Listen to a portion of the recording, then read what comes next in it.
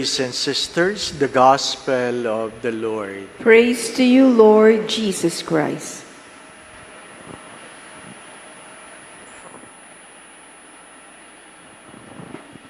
Yesterday, we talked about being adopted. We are among the adopted children of God.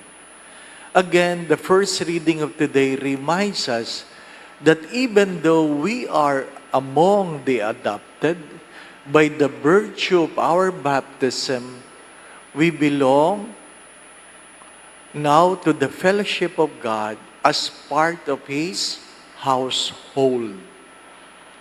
We are now part of His household. There's a big difference between wishing and hoping. There's a big difference between wishing and hoping. Many of us wish, but by the virtue of our baptism, we are invited to hope in God.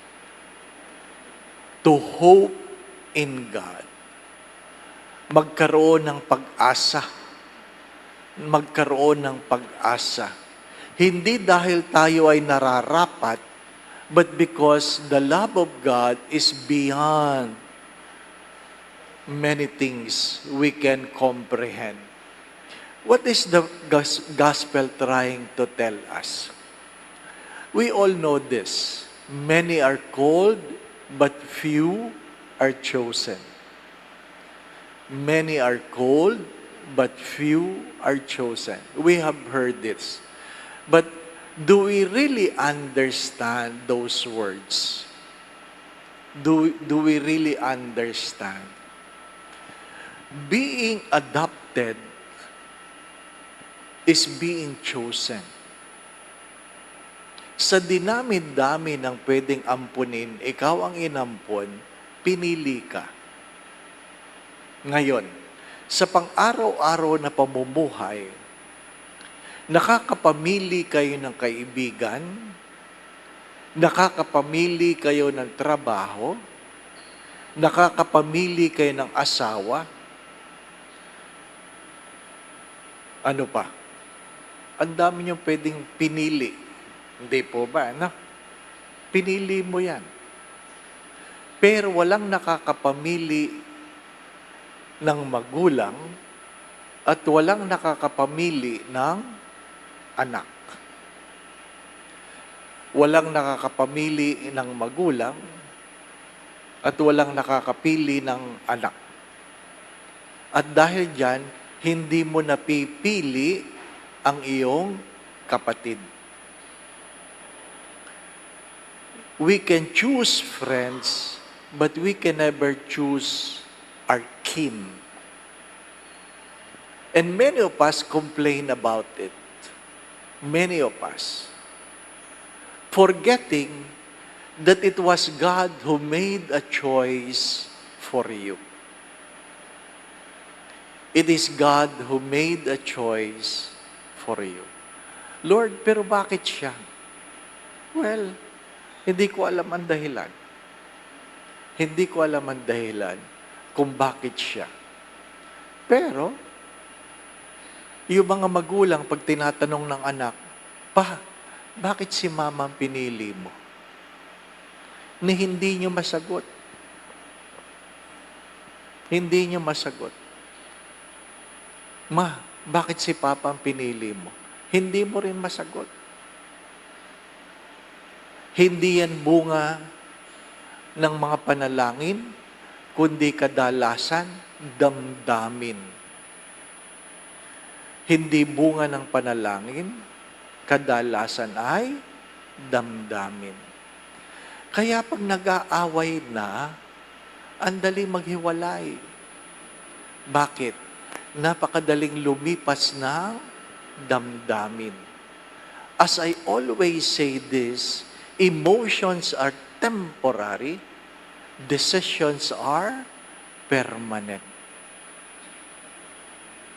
My dear friends, my brothers and sisters, few days ago, I have shared about this.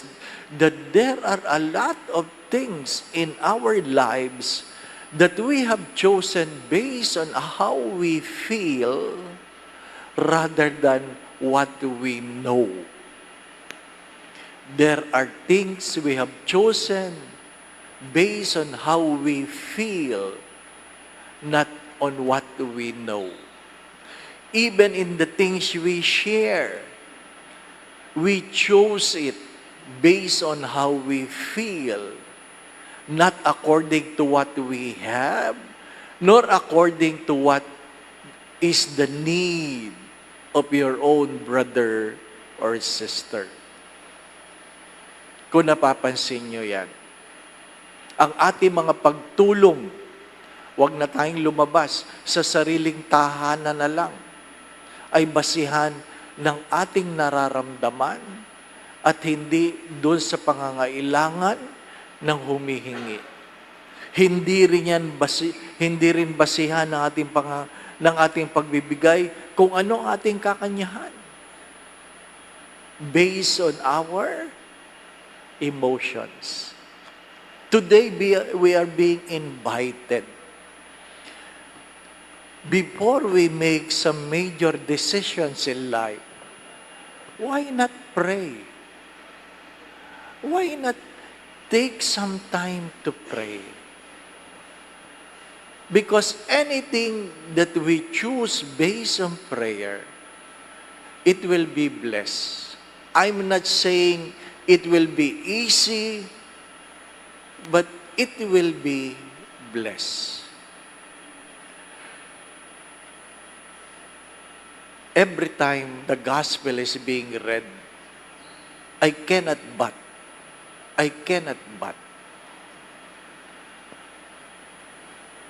There's always a regret. Mayroong panghihinayang. Sa anong pamamaraan? Pinili ka ng Diyos. Hindi mo ginampanan ang iyong tungkulin. Can you imagine, every time the gospel is being read, and the name of Judas Iscariot is being mentioned, it is always mentioned with the words, the one who betrayed Jesus. Can you imagine that? For the rest of our lives, tapos na tayo sa mundong ito. Yung susunod sa atin, patuloy ang babasahin. Judas Iscariot, the one who betrayed Jesus. What is the invitation? How do you want to be remembered? How do you want to be remembered? What kind of wife you want to be remembered? What kind of husband you want to be remembered? What kind of person you want to be remembered?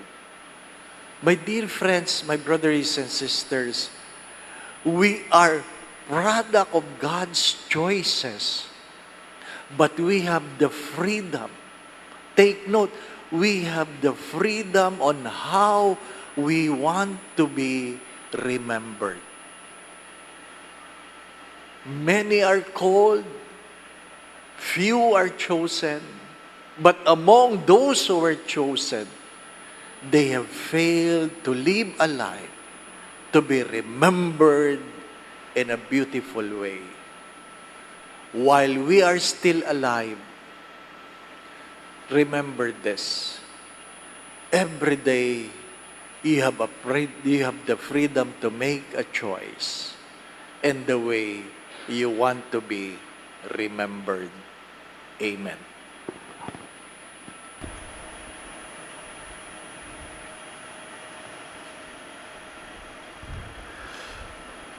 Let us all rise and we pray the Oratio Imperata for integrity, truth, and justice. All together.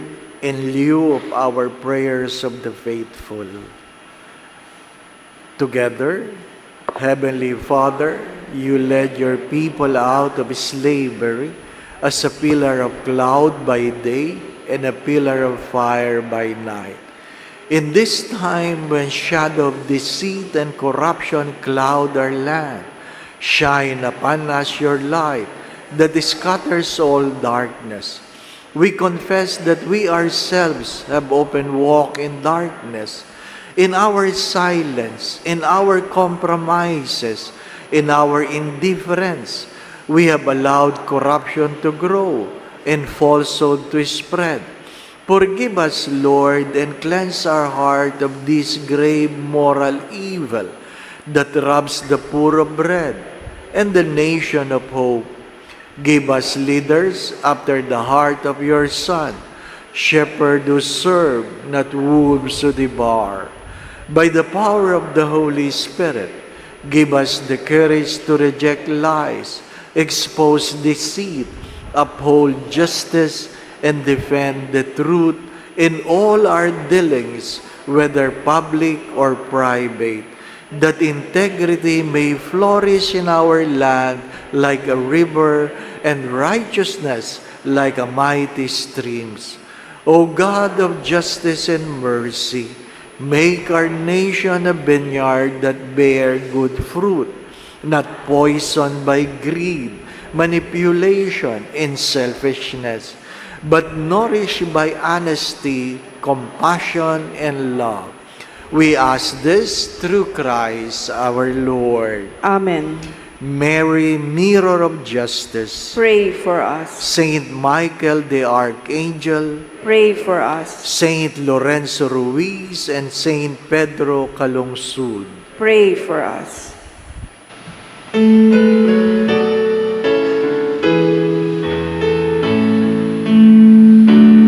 Handog namin sa iyo, Ama,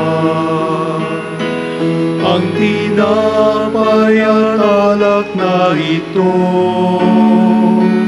Handog ng bayang umaasa, sumasamba at nagmamahal sa iyo. Naway dalhin ng iyong anghel ang aming panalangin sa iyong dambana, katulad ng halimuyak ng insensong umaakyat sa kalangitan. Handog namin sa iyo, Ama, ang tinapay at alak na ito. Handog ng bayang umaasa, sumasamba't nagmamahal sa iyo. Lord, we ask you to receive us and be pleased with the humble and contrite.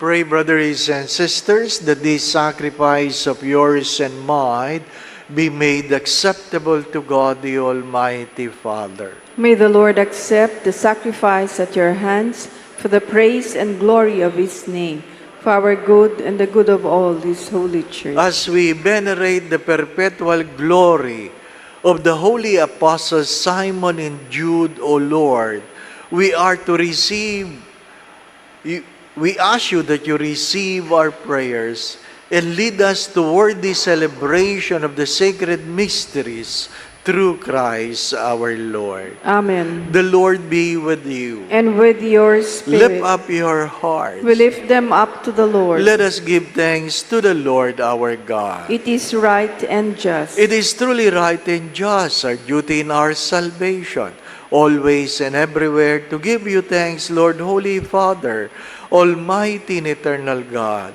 For you, eternal shepherd, do not desert your flock, but through the blessed apostles watch over it and protect it always, so that it may be good burned by those you have appointed shepherds to lead it in the name of your Son.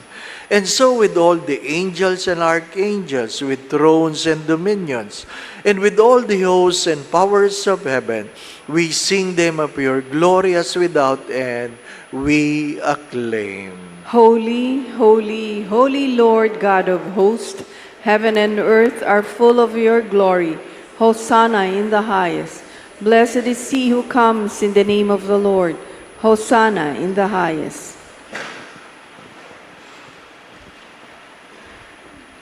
You are indeed holy, O Lord, the fount of all holiness. Make holy, therefore, these gifts, we pray, by sending down your Spirit upon them like the dewfall, so that they may become for us the body and blood of our Lord Jesus Christ. At the time he was betrayed and entered willingly into his passion, he took bread, gave you thanks, broke the bread, gave it to his disciples, saying, "Take this, all of you, and eat of it, for this is my body, which will be given up for you."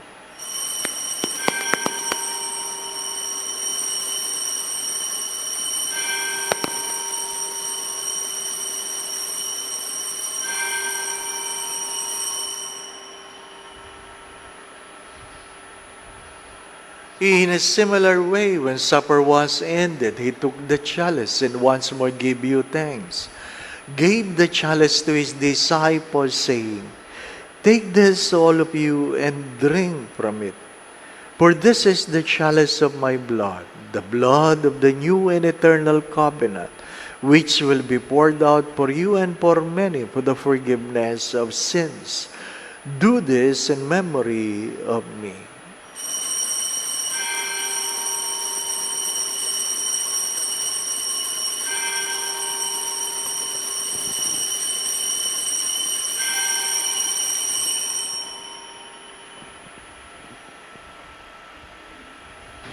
The mystery of our faith.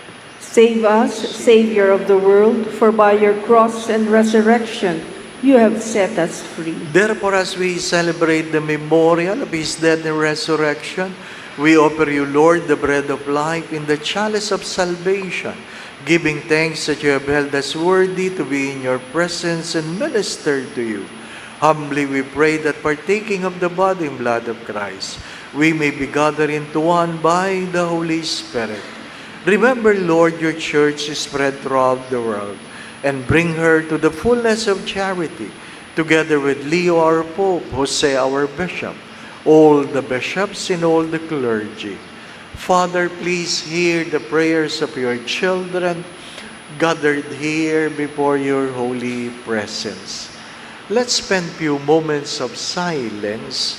And I invite you, brothers and sisters, that you personally ask the Lord for a special grace you want to receive in this Eucharistic celebration. Ask the Lord.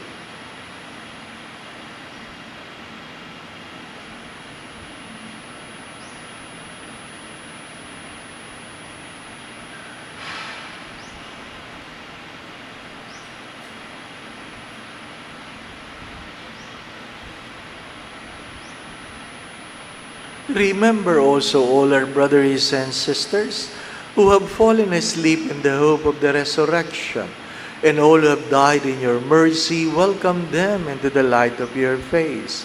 Have mercy on us all, we pray, that with the Blessed Virgin Mary, Mother of God, with Saint Joseph, her most chaste spouse, with the blessed apostles, especially Simon and Jude, and all the saints who please you throughout the ages, we may merit to be co-heirs to eternal life, and may praise and glorify you through your Son, Jesus Christ.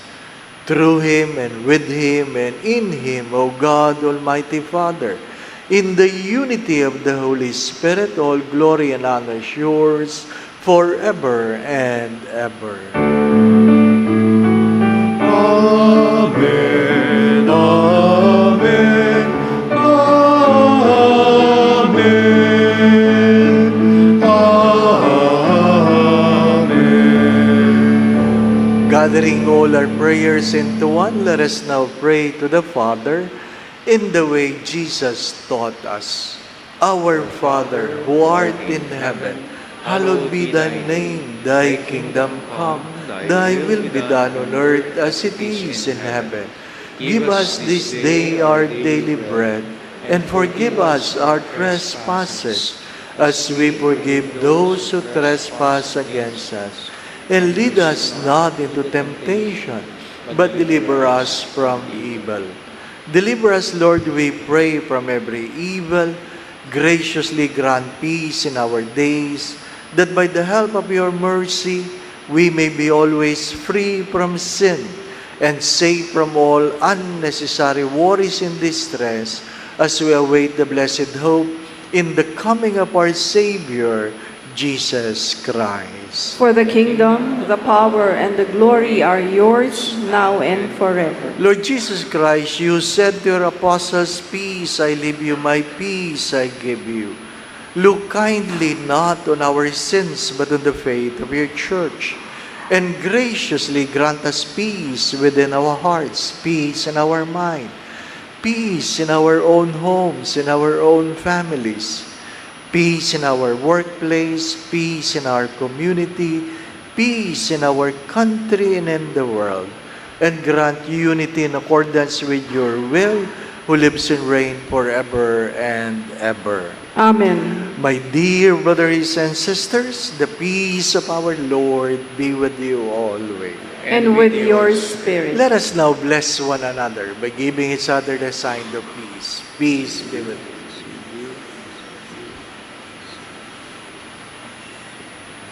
Lamb of God, you take away the sins of the world, have mercy on us.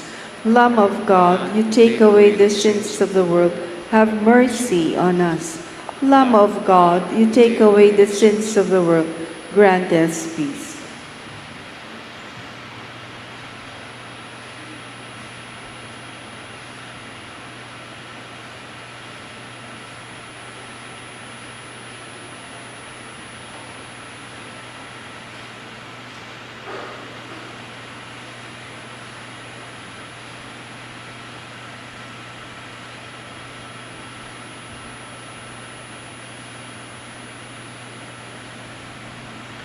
This is Jesus.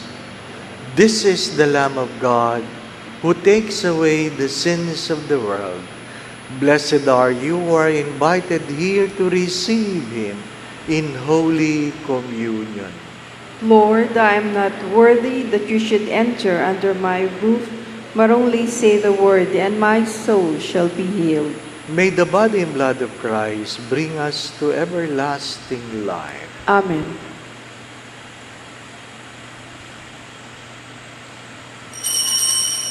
Whoever loves me will keep my word, says the Lord, and my Father will love him, and we will come to him and make our home with him.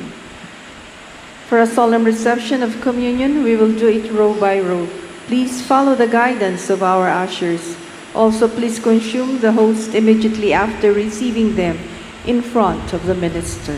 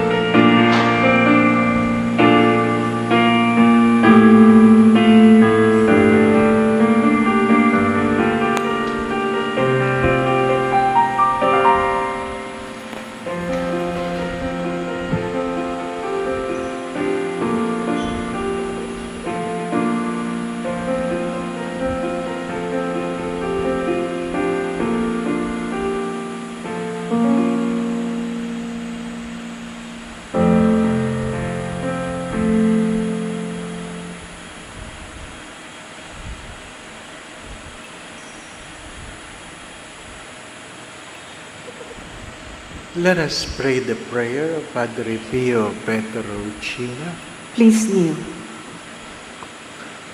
Together, stay with me, Lord, for it is necessary to have your presence so that I do not forget you. You know how I easily abandon you. Stay with me, Lord, because I am weak and I need your strength, that I may not fall so often. Stay with me, Lord, for you are my life, and without you I am without fervor. Stay with me, Lord, for you are my light, and without you I am in darkness. Stay with me, Lord, to show me your will. Stay with me, Lord, so that I hear your voice and follow you. Stay with me, Lord, for I desire to love you very much and always be in your company. Stay with me, Lord, if you wish me to be faithful to you. Stay with me, Lord, for as poor as my soul is, I want it to be a place of consolation for you, a nest of love. Stay with me, Jesus, for it is getting late and the day is coming to a close, and life passes, death, judgment, eternity approaches. It is necessary to renew my strength so that I will not stop along the way, and for that I need you. It is getting late and death approaches. I fear the darkness, the temptations, the dryness, the cross, the sorrows. Oh, how I need you, my Jesus, in this night of exile. Stay with me tonight, Jesus, in life with all its dangers. I need you. Let me recognize you as your disciples did at the breaking of the bread, so that the Eucharistic communion be the light which disperses the darkness, the force to sustain me, the unique joy of my heart. Stay with me, Lord, because at the hour of my death, I want to remain united to you, if not by communion, at least by grace and love. Stay with me, Jesus. I do not ask for divine consolation because I do not merit it, but the gift of your presence. So yes, I ask this of you. Stay with me, Lord, for it is you alone I look for. Your love, your grace, your will, your heart, your spirit, because I love you and ask no other reward but to love you more and more.